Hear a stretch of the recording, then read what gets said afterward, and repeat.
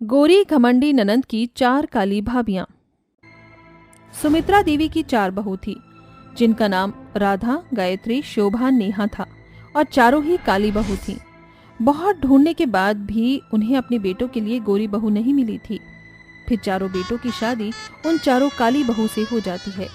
गृह प्रवेश के बाद जब वो अंदर आती हैं, तभी ननंद शालू, जो बेहद रसमलाई जैसी गोरी थी, अपनी काली भाभियों को देखकर घमंड से कहती है, ओहो माँ, मेरे भाइयों के इतने भी बुरे दिन नहीं आ गए थे जो आपने इन चारों काली भाभी से मेरे भाई की शादी करवा दी। कुछ नहीं तो माँ, जरा मुझे ही देख लो, तुम्हारी बेटी कितनी गोरी है। 1 नहीं 2 नहीं 4 काली भाभी लेकर आई हो। इनमें से एक को भी मैं अपने साथ नहीं ले जा सकती, ना बता सकती कि ये मेरी भाभी हैं। अब जो हो गया सो हो गया, जाने दे। मेरी मजबूरी है जो मैंने अपने बेटों के लिए इन काली लड़कियों को बहू बना लिया। रिश्ता भी तो तय नहीं हो रहा था, और वैसे भी पंडित जी के अनुसार मेरे बेटे की कुंडली में इन्हीं लड़कियों का योग बन रहा था। अरे माँ, आप इन सब चक्रों में क्यों फंसती हो? अरे अरे ननद जी, बस कीजिए। आप हमारे साथ थोड़े दिन गुजारेंगी ना, उसके बाद सब कुछ आपको अच्छा लगेगा। हाँ, शायद हम आपके रंग रूप में थोड़ा पीछे हैं, लेकिन आपको हमसे कुछ भी मदद चाहिए, कोई भी बात हो, आप बोलना, हम जरूर करेंगी। हाँ दीदी, वैसे इतना गोरा होने के लिए आपने जरूर मेकअप लगाया है ना? थोड़ा सा मैं पहुँच कर देखूं? ओहो, दूर रहो। देख रही हूँ माँ, कैसे आपकी काली बहू के आते ही आवाज खुल गई। तुम भी तो कम नहीं हो शालू, अपनी भाभियों से ऐसे बोल रही हो। लो माँ, भैया ने तो आते ही अपनी बीवी का पक्ष लेना शुरू कर दिया। अब तो मेरे इस घर में चलेगी ही नहीं, मेरी कोई बात की सुनवाई नहीं होगी। अब बस भाभी भाभी का नाम जपेंगे। नहीं दीदी, आप गलत समझ रही हैं, ऐसा कुछ नहीं होगा। बस बहुत हो गया, अब अपने कमरे में जाओ, सब थक गए होगे। शादी में वैसे भी इतनी थकान होती है सबको। बहू, सुबह उठकर मंदिर का भोग बना देना। जी माँ जी। अपने कमरे में जाने के बाद सब सो जाते हैं। अगले दिन चारों काली बहुएं जल्दी उठकर घर का सारा काम कर लेती हैं। घर का एक एक कोना चमका देती हैं, जिसे देखकर सुमित्रा हैरान की हैरान रह जाती है और बहुओं के काम में कमी निकालती है। क्या बात है, इतना नया सोफा, टीवी, तूने मेरे घर के फर्नीचर, इलेक्ट्रॉनिक चीजों को फेंक दिया है क्या बहू? अरे नहीं नहीं माँ जी, ऐसी कोई बात नहीं है। ये तो बस हमने सुबह जल्दी उठकर यहाँ की साफ सफाई की है, थोड़ी सी सेटिंग करी है, फिर खाना बना दिया और आपका भोग भी बना दिया। आप आ जाइए, फिर पूजा शुरू करेंगे। हाँ माँ जी, मेरे भोग में मूंग का हलवा बनाया है। इससे तो बनने में बहुत टाइम लगता है, इतनी जल्दी बन गया? अरे माँ जी, आप भूल गई, आपकी 4 बहू हैं। हम चारों ने एक एक करके काम को संभाल लिया। ओह, मेरा मनपसंद नाश्ता, वो कौन बनाएगा? कल तो बड़ा बोल रही थी कि कुछ भी मदद चाहिए हो तो बोलना ननंद जी, सब हो जाएगा। आपको क्या खाना है दीदी, मुझे बताइए ना, मैं बना देती हूँ। मुझे चीज पास्ता चाहिए, विद कॉर्न। पूजा करने के बाद टेबल पर मेरी आंखों के सामने होना चाहिए। मैं बना दूंगी दीदी। चलो पूजा करने चलते हैं। ये बोलकर सुमित्रा पूजा करती है, जहाँ उसकी बहू आरती करती है, दूसरी बहुएं फूल अर्पण करती हैं। कपूर गौरम कर्णावतारम संसार सारम भुजगेंद्र हारम सदा वसंतम हृदयाल विंदे भवम भवानी सहितम नमामि। हर हर महादेव की जय। बड़ी बहू, अब से तू ही महादेव का भोग लगाएगी। जी माँ जी। ये सुनकर राधा महादेव को भोग लगाती है। फिर छोटी बहू नेहा रसोई में ननंद के लिए पास्ता बना रही थी। तभी वो कहती है, ओ काली कलोटी भाभी, मुझे भूख लग रही है, जल्दी से करो और अपने कालेपन से मेरे व्हाइट पास्ता को ब्लैक पास्ता मत कर देना। बस दीदी, आप सुनाने के लिए हमें कितना बोलेंगी?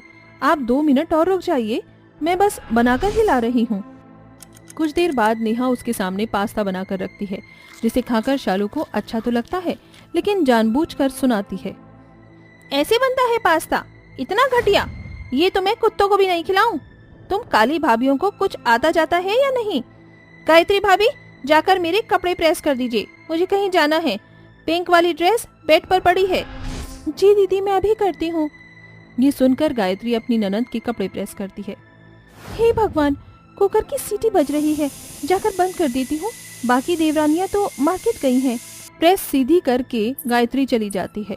ये होता हुआ शालू देख लेती है और अपनी ड्रेस पर प्रेस रख देती है। उसके जलते ही जोर जोर से अपनी माँ को आवाज लगाती है। अरे माँ जल्दी आओ, देखो तुम्हारी काली बहू ने मेरी ड्रेस को भी काला कर दिया, जला दिया। देखा कितना चढ़ती हो भाभी तुम मुझसे। अरे ये ड्रेस कैसे जल गई? मैं तो प्रेस सीधी करके गई थी। झूठ कम बोलो भाभी, तुम नहीं चाहती कि मैं बाहर कहीं घूमने जाऊं और इतनी सुंदर दिखूं, इसीलिए मेरी इतनी महंगी ड्रेस खराब कर दी। कर दी मेरी बच्ची की ड्रेस बर्बाद। माँ जी माफ कर दीजिए, जानबूझकर नहीं किया। अगर दोबारा मेरे साथ ऐसा कुछ किया ना तो मैं भैया से एक की 4 लगाकर कहूंगी। शालू घमंडी मिजाज होने के कारण हमेशा अपनी काली भाभियों को किसी न किसी काम पर सुना दिया करती थी और कुछ काम तो वो जानबूझकर बिगाड़ती थी। अपनी चारों काली भाभियों को नीचा दिखाने का वो एक भी मौका नहीं छोड़ती थी। धीरे धीरे कुछ चीजें सुमित्रा को भी समझ आने लगती हैं और शालू का घमंड बढ़ता ही जाता है। एक दिन सुमित्रा शालू से कहती है, अरे शालू, जरा मुझे नींबू पानी बनाकर ला दे। मैं क्यों बना दूं? मैंने आपका ठेका ले रखा है क्या?